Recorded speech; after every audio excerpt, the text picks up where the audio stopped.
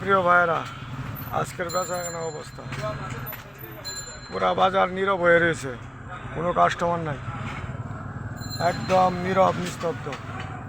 মানুষ মনে হয় কেমন যেন একটা হাহাকারে পড়ে গেছে। দেখেন লাখ লাখ টাকা মাল পরে লয়ে পড়ে রয়েছে, কিন্তু কোনো কাস্টমার নাই। এটা আমাদের ছেলেগুলা দেখছেন, আমাদের ছেলেগুলা মনে করেন যে নীরবে বসে হয়ে পড়েছে।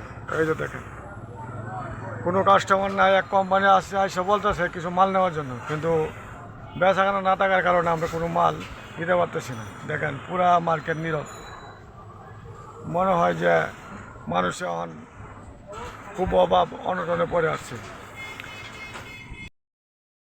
আগে মানুষে অনেক আইটেম নিত, একটা কাস্টমার মনে করেন যে আগে একটা মালের লাগে আসলে আগে অনেক মাল নিয়ে যাইতো, কিন্তু কাস্টমার ওখানে এই অবস্থা যে যে মালটা প্রয়োজন এই মালটাই শুধু নেয়, বাকি কোনো মাল নেয় না। জিজ্ঞাসা করলে ভাই কোনো ইনকাম নাই, কোনো টাকা নাই, কেমনে চলি ভাই?